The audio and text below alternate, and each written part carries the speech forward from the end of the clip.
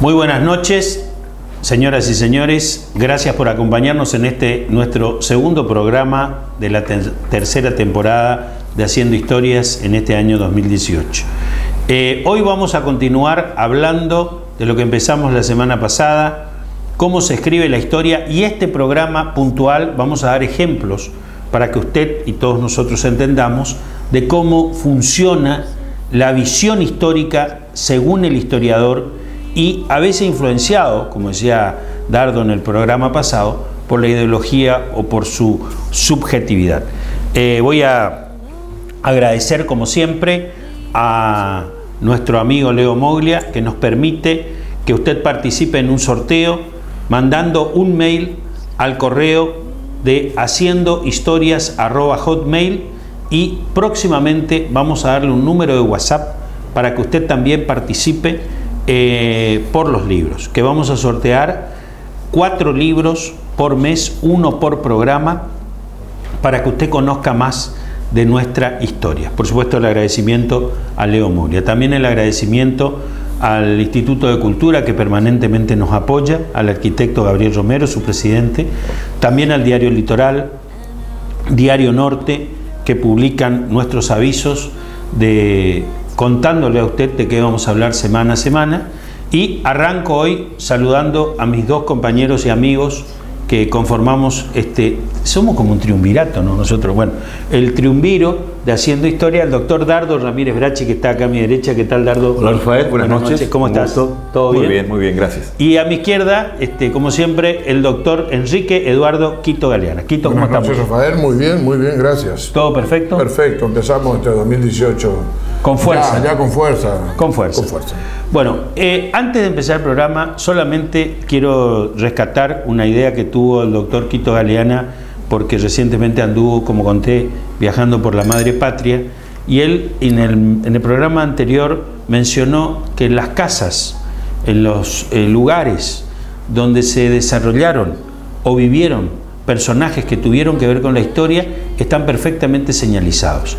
Ya en nuestro programa de radio, el doctor Quito Galeana dijo que Corrientes debería copiar y debería tener esas mismas placas o señalización de esos lugares o de esas casas.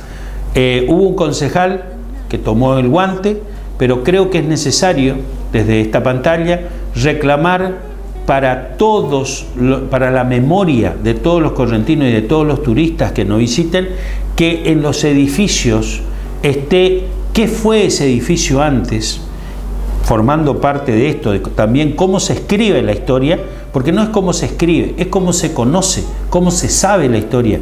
Sería un paso fundamental que las casas donde vivieron determinados personajes de la historia, próceres que nos han visitado, donde han vivido, lugares donde se desarrollaron actividades o hubo edificios anteriores, como por ejemplo la Casa de Gobierno, que fue la primera iglesia matriz de Corrientes, la primera catedral, el edificio de la legislatura, que fue el primer cementerio de la ciudad frente a la Plaza Mayor, se señalice, se recuerde. Hoy, ¿por qué no las calles? Poner calle Salta y abajo ex calle Real, creo que era, sí, para que la gente sepa que en algún momento esa calle tenía otro nombre. Es un aporte desde nuestro programa y sería bueno que se realicen estas acciones para que la gente que camine conozca, andando por nuestra ciudad, más de nuestra historia. ¿Es así, Quito, no? Es así. Yo creo que buscar los testimonios que son parte de la historia y que nos permiten estudiarla, hacen que el viajero, el que recorre nuestras calles, viene, recorre calles, ve casas, saca fotos, pero no tiene la menor idea de qué está mirando.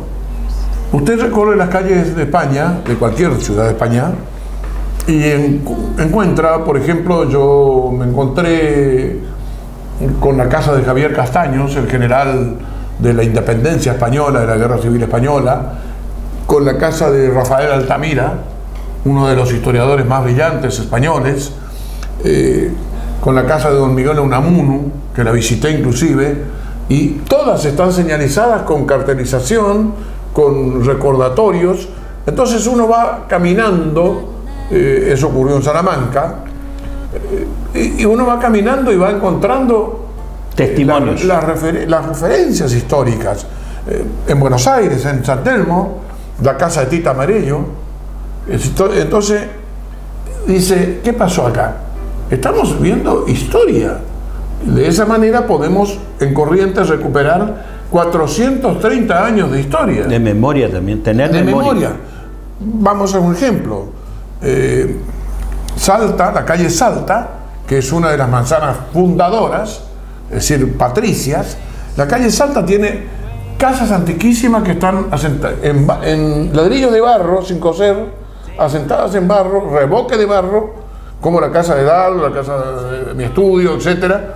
Son casas antiquísimas. ¿Quiénes habitaron esas casas? Habitaron los patricios correntinos. Los Díaz de Vivar, por ejemplo, ocuparon la casa de Salta, casi costanera. Esa casa fue hospital de sangre durante la guerra de la Triple Alianza, durante todas las guerras civiles correntinas, fue objeto de bailes, fiestas, velorios, citas, encuentros. Vale decir, esa socialización, esa historia de la vida privada de Corrientes y de la vida pública de Corrientes tiene que ser conocida por los viajeros.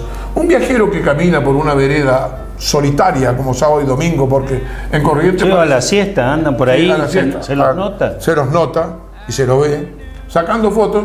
¿Les gustaría encontrar un cartel, una cartelización que diga, en esta casa ocurrieron tales hechos y toda la familia tal? En la esquina de Salta y Quintana está la vieja casa de los Tres Horcones. Toda esa casa que usted ve que es un bar está sentada en barro, ladrillo de barro común, sin coser. Eso mantiene una cantidad enorme de secretos y de historias trascendentes para la comunidad. Recuerda allí haber vivido la familia Pujol. Los parientes de Pujol vivían allí. Y el mismo Museo de Artesanía que está enfrente, museo de con la Artesanía casa enfrente, con patio y las galerías. Claro, que nosotros conocemos como la Casa Meca. Bueno, todo eso tendría que tener su historia. Esto perteneció a fulano de tal, de esa manera la identificamos. Es una de las casas más antiguas del sistema colonial, porque también hemos tenido la desgracia de haber derribado la cantidad enorme de testimonios históricos de nuestra antigua ciudad. Bueno, gracias a Dios se paró eso. Se paró eso y se está recuperando algunas. Y esperemos que siga esta política de recuperación y de conservación. No puede ser que la piqueta destruya todo el pasado y ni siquiera se recuerde. Aún así, en Europa usted, recorriendo Praga, en la calle... en una de las calles principales, de las avenidas principales, en la avenida Wenceslao, encontrás un edificio moderno. En el piso y en la pared, placas. En esta casa vivió el príncipe tal o el señor fulano de tal, artesano, tal, que va relatando la historia de la casa. En idioma checo y en inglés. Recordemos que el inglés es el idioma internacional. Claro. Por lo tanto, el viajero, en la generalidad de los casos, es bilingüe. Está bien. Habla su idioma. No, y acá hay que hacer lo mismo. Acá hay que hacer lo mismo. Porque hay gente que viene, los ingleses que vienen, quieren leer algo. El idioma inglés sería el más aceptado, digamos. Y de esa manera podemos nosotros trascender históricamente. La casa de los Molina. La gente pasa por la casa de los Molina y ¿qué es la casa de los Molina? Sí, no sabe. ¿Qué es la casa de los Molina? Ve que es una edificación antigua, que es un testimonio que sirve de fuente dentro de la heurística, se toma como fuente de la historia. Pero ¿quién vivió acá? Y ahí vivió un paraguayista, si mal no recuerdo. Molina era uno de los paraguayistas. Vivieron los Bedoya. Y así sucesivamente se fueron transmitiendo y transfiriendo recuerdos pasados, etcétera. Cuando se estaba demoliendo esa casa, en esa casa se encontraron tumbas, por ejemplo, en el fondo, cruces, y se encontraron las argollas con que se ataban a los esclavos. Todo eso nos está refiriendo de una etapa geográfica espacial, temporal, que nos recuerda la existencia de esa lamentable y triste experiencia de la esclavitud. Pero no debemos juzgar con los parámetros morales de la actualidad, sino con los parámetros morales que existían en esa época. Lo que hablábamos en el otro programa. Claro. España, por ejemplo, como decía Dardo Ramírez Bracci, ya consideraba, desde el punto de vista canónico y jurídico, la esclavitud como una aberración, como algo denigrante, como algo depredatorio del concepto de humanidad. Pero era necesaria. Fíjate, Rafael, que el puerto de Buenos Aires, en 1776 en adelante, recién se habilita el comercio de esclavos.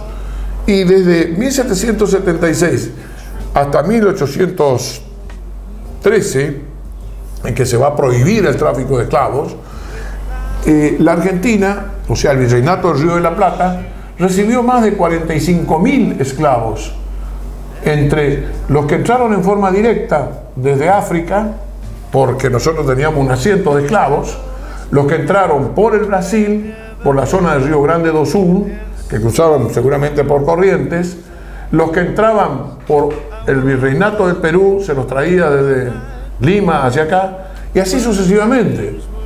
Otro detalle que yo quiero hacer notar es el crecimiento de la ciudad de Buenos Aires con el cambio de estructura y con el cambio de consideración política por parte de la metrópoli. Cuando se crea el Virreinato del Río de la Plata, se asienta la Real Audiencia, el consulado, es decir, se va a crear la Real Ordenanza de Intendentes, la Junta de Aduanas, pero nos van a dar algo que nosotros a veces olvidamos. Nos dieron a nosotros el puerto de expedición de la plata del Alto Perú. Le quitan a Lima ese producto y se lo mandan a Buenos Aires. Buenos Aires era la que desde 1776 en adelante podía mandar plata a los puertos americanos o a España, a 13 puertos en España, especialmente los puertos de Cádiz, el puerto de Cádiz, porque ese era el más importante, digamos, entre los puertos españoles. Aquí que, recorriendo en Murcia, el Museo de Murcia, por primera vez vi yo un lingote de plata, lingote de plata original, lingote de plata proveniente del Alto Perú por el puerto del Río Virreinato del Río de la Plata, Buenos Aires, la Junta Insurrecta. Vale decir, ese lingote de plata recorrió Jujuy, Salta, Tucumán, Córdoba y entró a Buenos Aires. De ahí se fue a España. Ahora sería imposible, donde entró Jujuy le liquidaron, le cepillan al lingote. Sí. No cepillan. Lo que es peor, siempre hablamos de tesoros, por ejemplo. Sí. Yo te cuento los tesoros. ¿Y alguien alguna vez vio un tesoro? No sé, si vos viste o viste vos, Dardo, no. Bueno, cuando entro en Murcia, a este mismo museo, dice sala de tesoros. Bueno, me llama la atención, empiezo a recorrer grandes escaparates con vídeos de seguridad, etcétera, etcétera, cámaras de vigilancia, por supuesto, como corresponde.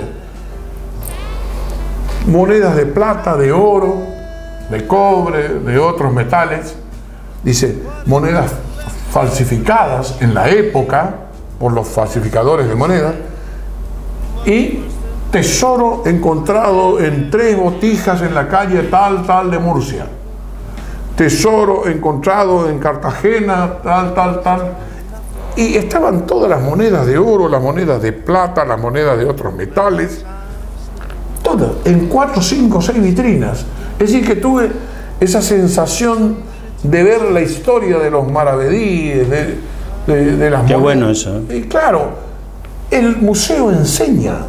Es otro de los elementos que tomamos los historiadores como fuente de la heurística, de la referencia, que debiera ser así. El museo debe enseñar Ese es el sentido. Y los colegios deberían llevar a los chicos a los museos, que no llevan siempre. Y que el museo tiene que tener personas preparadas para atender a las delegaciones y explicarle en cada caso qué está mirando la gente. Vos te vas a San Roque, entras a la iglesia histórica nacional de San Roque y tenés una serie de tumbas que están distribuidas en el piso, como era antes el que tenía plata pagada dentro de la iglesia y el que no le tiraban al río o al pozo, como correspondía. Pero ¿qué encontrás en San Roque? ¿Encontrás algún folleto que te explique quiénes son los que están enterrados allí? Alguien que te diga, mire, esto es así o no es así, o que te diga... No. ¡Nada! Entonces no sabemos explotar el turismo. No sabemos explotar el turismo y no sabemos respetar la historia.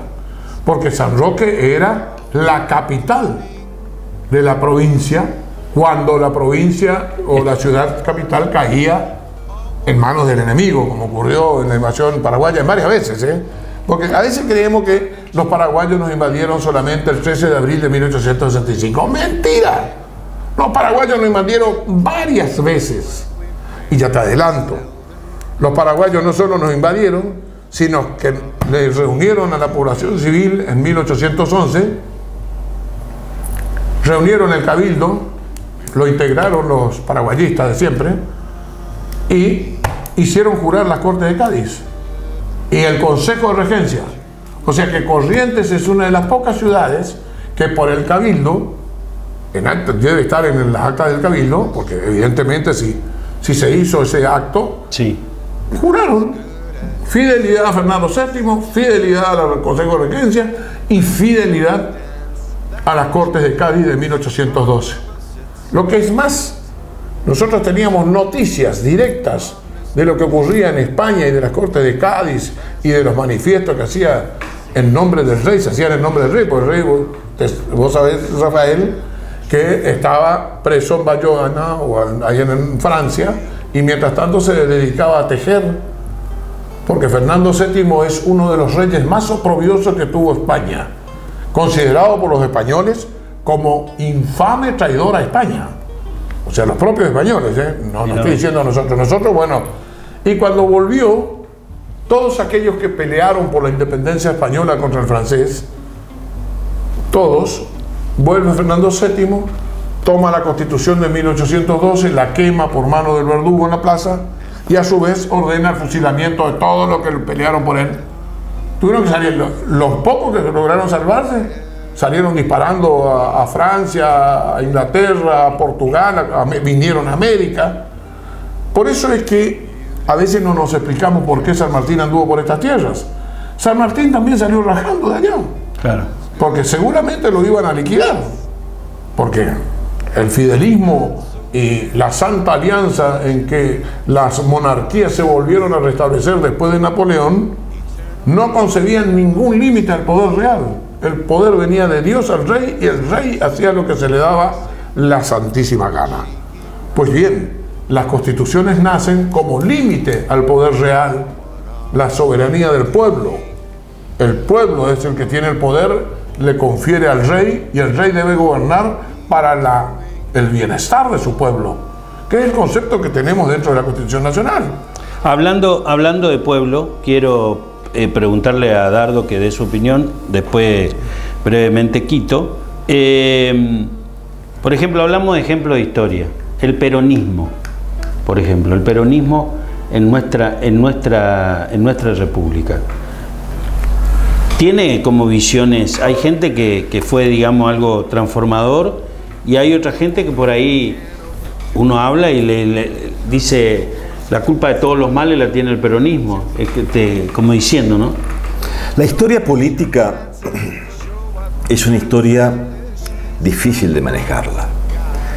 La historia no es una sola, y con mi respuesta inicial no quiere decir que escape a tu pregunta, sino simplemente para abonar y fundamentar mi respuesta. Nosotros hablamos de historia como un concepto generalizado. La historia es, como decíamos en el programa anterior, son todos los hechos que impactaron y generaron consecuencias en la sociedad. Y Y la historia, hay diversas partes de la historia. La historia no se puede concebir como un todo generalizado. Tenemos historia económica, la percepción y el análisis de la historia política, de la historia constitucional, de la historia del derecho, de la historia cultural. Sí. Y cada una de estas aristas son totalmente distintas y diferentes una de la otra, sí complementarias. Y en ese complemento, en una gran articulación en el estudio de las historias, podemos percibir, entender, explicar el porqué del todo. Y el estudio de la historia política, que se limita solamente al análisis de las conductas políticas, a las ideologías en acción, a los partidos políticos, a la acción de esos partidos políticos en el Estado, en la acción del Estado y su repercusión en la sociedad. La historia política nos va a dar, digamos, interpretaciones que van a estar muy cerca de la frontera, del límite, del precipicio de las subjetividades.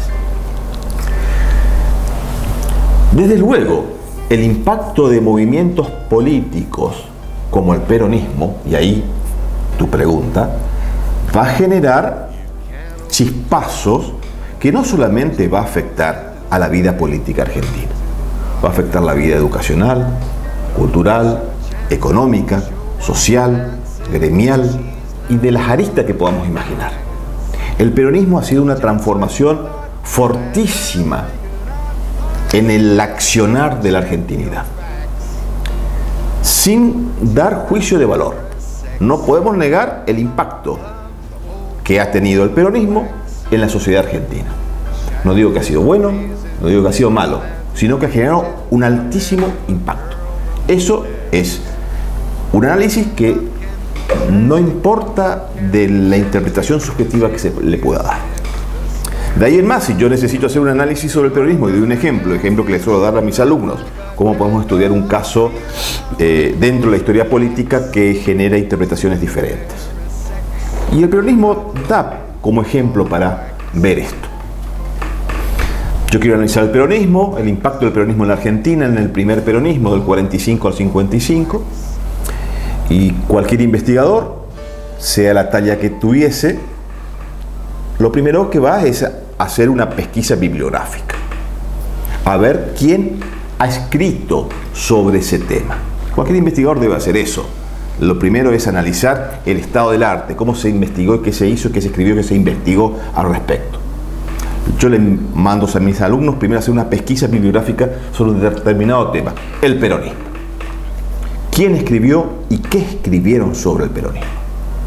Y seguramente va a haber un anaquel de la biblioteca que va a decir, va a tener una postura sobre el peronismo, y va a haber otra postura en un anaquel más abajo. Tomemos dos ejemplos paradigmáticos. Sí. Si comienzo a analizar un historiador serio, responsable, que ha marcado toda una etapa dentro de la Argentina, como Fermín Chávez, escribió un libro denominado Perón y el peronismo. 2 tomos, maravillosa obra. Y Fermín Chávez va a hacer una reivindicación del peronismo, lo que significó el peronismo en la transformación política, en la participación de la gente como protagonista de los cambios políticos, la participación gremial, los derechos del trabajador, de la ancianidad, de la mujer, la Constitución del 49. Un historiador serio, responsable, que llegó a esa conclusión. Pero tomando otro libro sobre el peronismo, de un anaquel más abajo de la biblioteca, escrito por, José Luis Romero, Historia de las ideas políticas en la Argentina. ¿Y qué me va a decir del peronismo? Que ha sido un movimiento filofascista, ha sido un partido que tomó de las agrupaciones del fascismo su peor reflejo, que ha sido un movimiento que afectó la libertad de prensa, que no respetó a las minorías y a los partidos que no estaban dentro del abanico de los partidos políticos del 45, 46 y 47. ¿Y quién va a dudar de la figura de José Luis Romero, de un historiador como Romero? Entonces estamos viendo el peronismo como eje de análisis desde la perspectiva de dos historiadores de fuste, con interpretaciones distintas. ¿Quién de los dos miente? Ninguno. Los dos, con suficiente premura, prudencia, templanza y documentación, interpretan los impactos y tratan de explicar al peronismo desde prismas diferentes, donde la luz interpretativa de la heurística pasa por prismas diferentes y reflejan una imagen distinta. Una la de Fermín Chávez sobre el peronismo y otra la de José Luis Romero o Alperín Dongui, sea otro historiador que también llegue a esa misma conclusión. Entonces estamos viendo, con el mismo ejemplo que lo diste, un ejemplo fuerte. Decimos peronismo todavía en la Argentina y entramos en conflictividades. Imaginémonos lo que es hacer historia de un proceso histórico donde todavía está inconcluso y todavía es conflictivo. Nos vamos a ir a la tanda. Cuando volvemos, el doctor Quito Galeana nos va a hablar también del peronismo y de algunos hechos históricos mundiales que por ahí tuvieron una visión y después se transformaron en otra. Ya volvemos.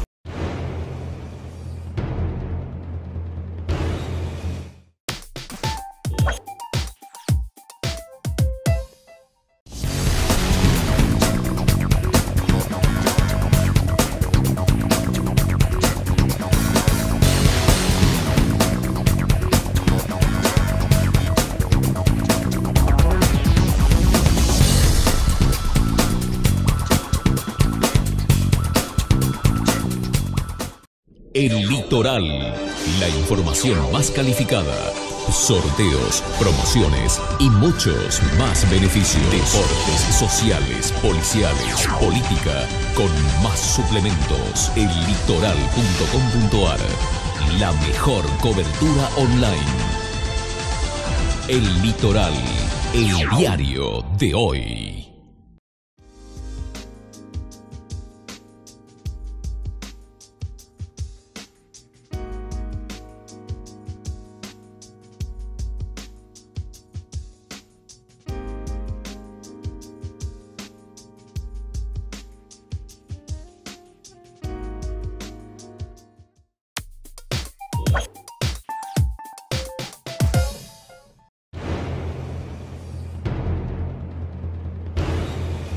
Seguimos en esta segunda parte de cómo se escribe y cómo se conoce la historia. Habíamos quedado en el bloque anterior, el tema era el peronismo, Dardo nos dio su visión, ahora me gustaría conocer la visión de Quito Galeana.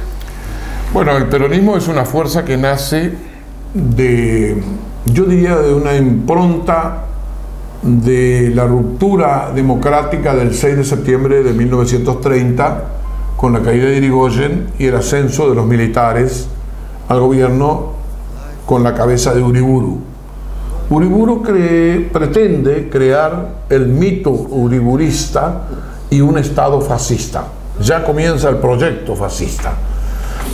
Proyecto fascista que se va a ir forjando a través de ideologías, aparece toda una nueva historia, el revisionismo histórico aparece con mayor fuerza, se reivindican algunos próceres que estaban condenados por el liberalismo, sí, entre ellos los Rosas, los hermanos Irasusta, por ejemplo, sí, reivindicadores de Rosas, bueno, José María Rosa, y se llega a un periodo democrático que algunos llaman la década infame, otros le llaman la década débil, otros le llaman, bueno, tiene diversas denominaciones, sí, esa década del periodo 1932 a 1943. En 1943, cuando Ortiz se enferma, deja la presidencia, le obligan a dejar la presidencia a Ortiz, tenía el Congreso en pleno funcionamiento, estaban investigando las actividades nazis en la Argentina. Sí. Una comisión de la Cámara de Diputados había llegado a conclusiones terribles. Los argentinos estábamos involucrados con los nazis de una manera total. Y el radicalismo se divide en radicales personalistas o irigoyenistas y radicales antipersonalistas. Es decir, uno los irigoyenistas, otros los alvearistas. Marcelo Torcuato de Alvear muere, Sí. en la década del 40, Sí.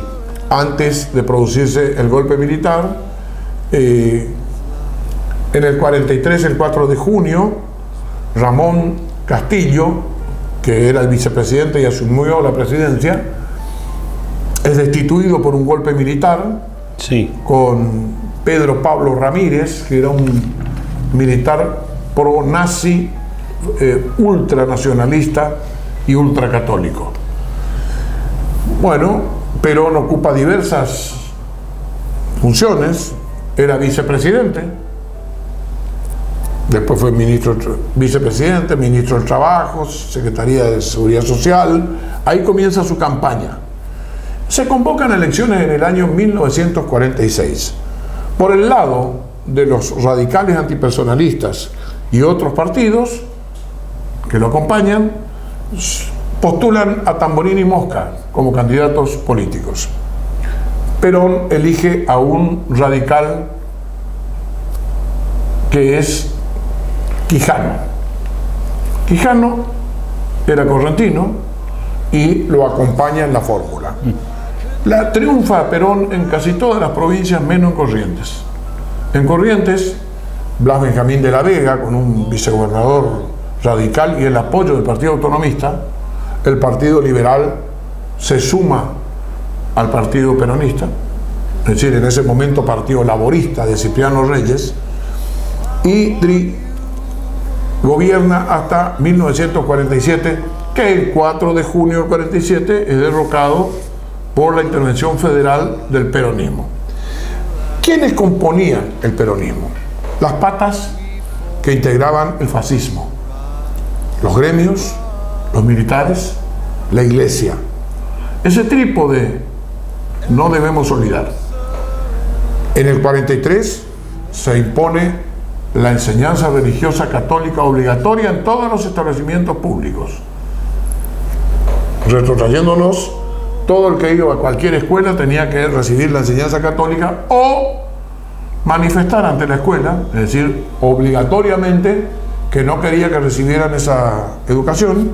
Tanto es así que yo viví esa época y nos sacaban al patio, en vez de llevarnos a una biblioteca o darnos una clase de moral, de república o de algo, nos dejaban en el patio, mientras en el aula se enseñaba religión obligatoria, lo cual vulnera todos los principios republicanos, tal como lo dijo la Corte actualmente en padres y asociaciones civiles contra la provincia de Salta, en virtud del cual la Corte ratifica claramente: la nación argentina no tiene culto oficial. La nación argentina mantiene, quiere decir económicamente, el culto católico apostólico romano, pero no más. Por ende, la enseñanza religiosa en la escuela pública está prohibida y le prohíbe a Salta que lo haga, salvo antes de la clase o después de la clase, con profesores que tienen que estar auditados por el Ministerio de Educación, por supuesto, de la provincia. El peronismo trae consigo muchas transformaciones provechosas: el reconocimiento de los derechos laborales, hoy abusivos, el fortalecimiento de los gremios, hoy abusivos. Demasiados gremios. Sí, demasiados gremios, cantidad impresionante. Demasiada corrupción, etcétera, etcétera, que le han hecho tanto daño a la República. El gremio de los camioneros, por ejemplo, ha destrozado al gremio ferroviario. Los ferroviarios tampoco supieron defenderse porque eran 14.754.000 gremios dentro de los ferroviarios, cuando debe existir un solo gremio ferroviario, nada. Claro, poderoso, exacto. Pero acá están los señaleros. Se atomizan todo, porque todo el mundo quiere vivir sin trabajar. Y eso hizo que se fuera diluyendo el principio republicano de gobierno, de división de los poderes. Se cooptan las universidades, se peronizan las universidades, se interviene en la Corte Suprema de Justicia de la Nación, se cambia la Constitución, se crea una Constitución corporativa, la de 1949, que va a tener sus ecos en constituciones como la del Chaco, que es también una Constitución corporativa.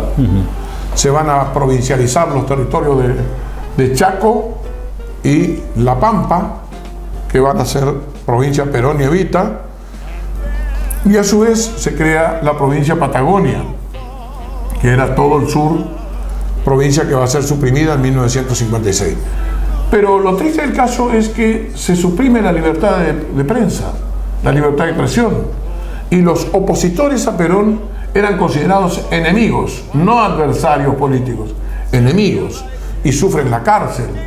El caso de Frondizi, el caso de Balbín, el caso de una cantidad enorme de políticos que sufrieron la cárcel.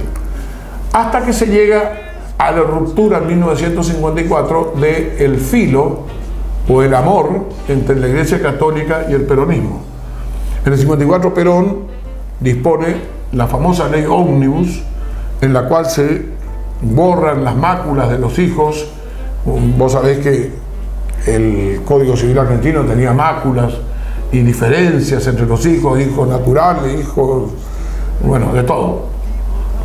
Los únicos válidos eran los hijos matrimoniales y católicos. Es decir, que el matrimonio era válido en tanto y en cuanto tuviera la aceptación católica, es decir, el matrimonio religioso, registro civil y religioso. Eso descartaba el ingreso a los colegios públicos de los que no eran religiosos, descartaba a los hijos naturales de las escuelas normales, descartaba a los hijos naturales y de otro tipo de los colegios militares. Nadie podía ser oficial, solamente los nacidos matrimonialmente. Se suprimen las libertades, hay un gran enfrentamiento entre Perón y la Iglesia Católica.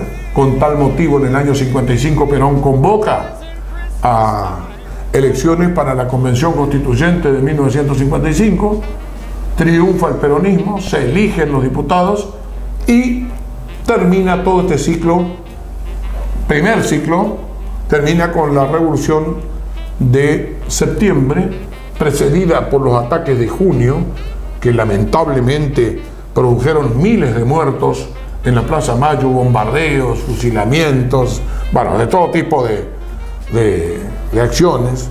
Los peronistas responden quemando la casa del Partido Socialista, quemando la iglesia, se le atribuye, no sabemos quiénes fueron en realidad los que quemaron la iglesia, está discutida según el autor que se siga, según la bibliografía, y eso trajo como consecuencia la división de los argentinos en una tremenda gran grieta que se profundiza y se agrava como consecuencia de la prohibición del partido peronista, justicialista o como se llame, de participar en las elecciones. Proscripto, la proscripción al angaú, como dice el correntino, proscripción disfrazada, porque los peronistas seguían votando por órdenes de Perón desde la Puerta de Hierro de España a los partidos que esto indicaba. En el caso del triunfo de Frondizi, triunfa, Frondizi Gómez, la famosa fórmula de Frondizi Gómez, triunfa Frondizi con el voto de los peronistas prometiéndole que los va a restaurar. Cuando se llaman a elecciones a mitad del periodo presidencialista, los peronistas triunfan en muchas provincias y eso hace que nuevamente vuelvan los ecos militares, se produzcan nuevos golpes y la caída del gobierno. Y así sucesivamente seguimos teniendo golpes militares. ¿Por qué? Porque el peronismo siempre estuvo dividido en 1, 2, 3 o 10.000 partes. Nunca fue una unidad de principios, nunca fue un partido de valores, sino un partido de intereses. Un partido en que la parte alta del partido era la parte más rica probablemente de la población civil, la parte del medio era la clase media que más o menos iba creciendo y la base del peronismo era la parte más pobre del pueblo. Este mito o esta construcción se va reproduciendo a través del tiempo y vemos lo que tenemos ahora, la presencia de varios peronismos dentro de la Cámara de Senadores y Diputados, peronismo, Frente para la Victoria, peronismo B, peronismo C, sí, pues, etcétera, etcétera. Hay otros casos, por ejemplo, a los dos les pregunto cortito, que se dé, por ejemplo, la personificación que se da acá. Por ejemplo, en los Estados Unidos uno tiene el Partido Republicano, el Partido Demócrata. no hay un obamismo, no hay un trampismo. En la Argentina se da peronismo, los radicales alfonsinistas, el kirchnerismo, acá en la provincia el ricardismo, el arturismo. Hay como siempre una personificación de la política, como que el pueblo está en la búsqueda permanente de un líder. Bueno, no sé si acá, en el mundo, o sea... No, es muy simple, es muy simple. El análisis es muy simple. Acá entra cabalmente la pregunta de Sánchez Albornoz. ¿Por qué? Entonces, trasladando la pregunta del historiador, sí, que debe autopreguntarse ¿por qué?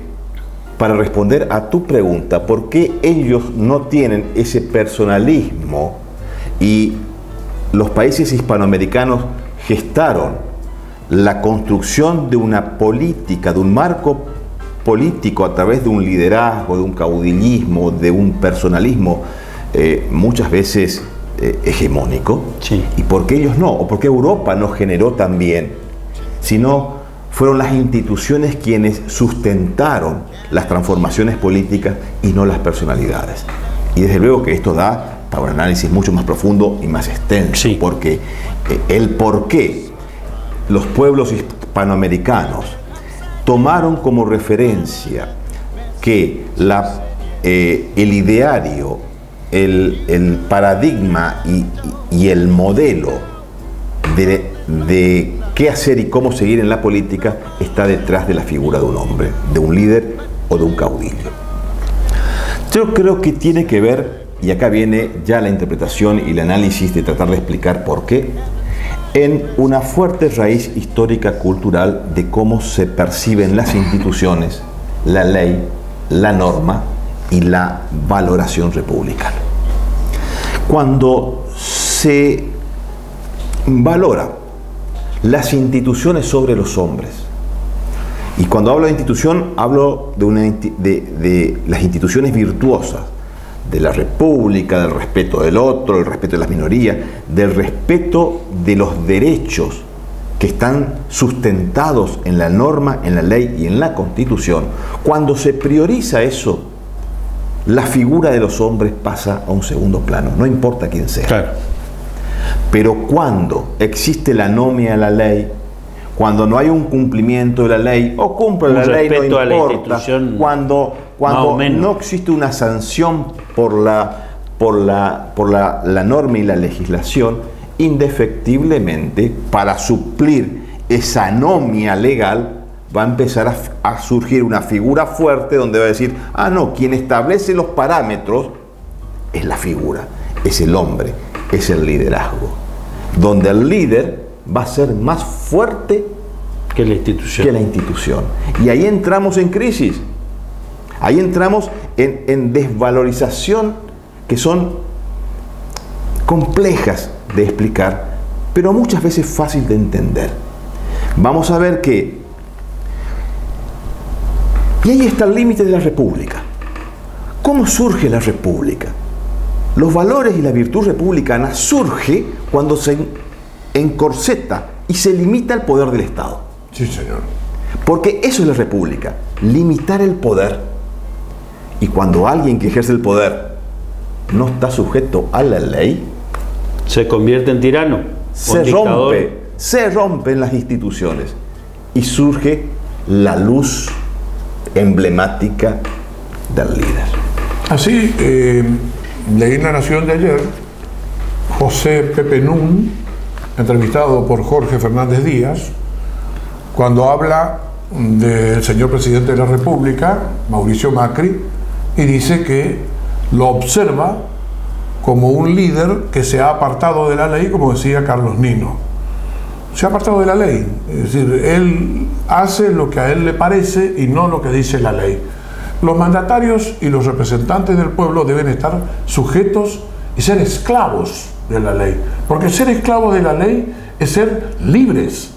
Justamente ser libres, cedemos nuestra libertad natural para ser libres civiles, siempre y cuando existan los frenos y contrapesos entre los poderes. Y no ve un apartamiento de la ley.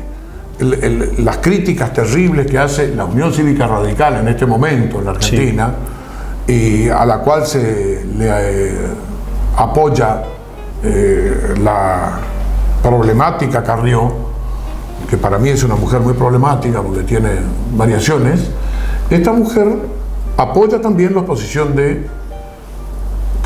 diríamos, de los radicales. Cornejo, gobernador de Mendoza, se plantó ante el presidente y le dijo: mire, usted no puede salir a decir que tenemos que ponernos un pullover cuando hace frío, cuando estemos en casa. Yo no sé qué nos vamos a poner en Corrientes cuando hace calor. Así vamos a andar con un balde de agua echándonos por las piezas y por los pasillos. Es la falta de apego a las normas constitucionales, es la falta de apego a la honestidad, es la falta de apego al respeto a la ley. Como decía Juan María Gutiérrez, el hombre se dignifica al postrarse ante la ley porque así se libera de arrodillarse ante los tiranos. El pueblo, ¿qué busca? Lamentablemente la educación del pueblo empieza en las cuatro paredes de la casa. ¿Y qué busca? Busca un líder mesiánico. En realidad está buscando un rey. No sí, está buscando, tiene actitud de cortesana. Sí. Exacto, no está buscando un presidente o primer mandatario que lo representa a él como uno igual, pero que tiene el poder de gobernar conforme a la Constitución. Administrar la cosa pública. Exacto, administrar la cosa pública, generar el bienestar general, hacer los cambios que hacen falta en este país, que son muchos. Un ejemplo de todos los cambios. Corrientes tiene una de las primeras productoras de energía y electricidad del país. ¿A quién le corresponde constitucionalmente? Le corresponde a Corrientes por la Constitución de 1994, como le corresponde a Salta, a Mendoza y a todas las provincias productoras de minerales, de petróleo, etcétera. Ellos explotan sus recursos naturales, ellos cobran sus regalías y ellos venden sus productos. Nosotros no podemos vender el producto, tenemos que andar pidiéndole al gobierno nacional que nos dé energía cuando nosotros producimos la mayor energía. La administración de Yacyretá está en Posadas Misiones, cuando Corrientes tiene 80 kilómetros de lago.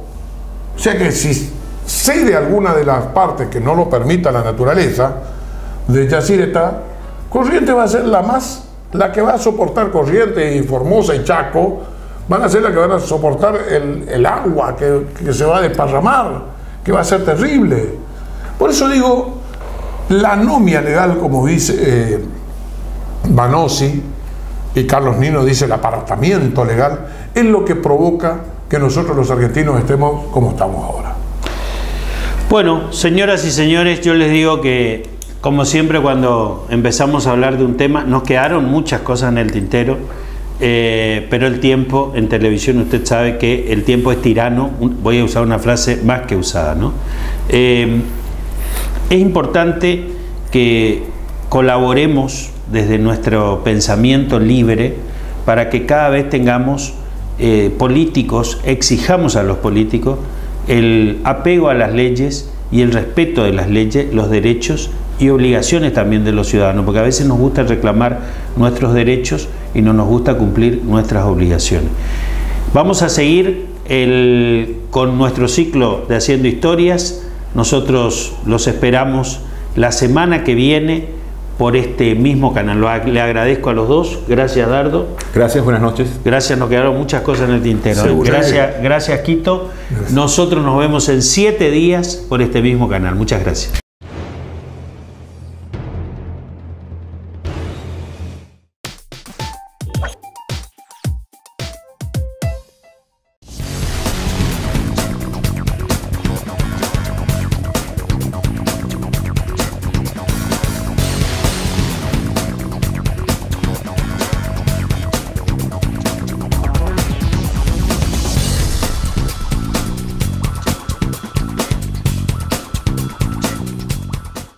El Litoral, la información más calificada, sorteos, promociones y muchos más beneficios. Deportes, sociales, policiales, política, con más suplementos. Ellitoral.com.ar, la mejor cobertura online.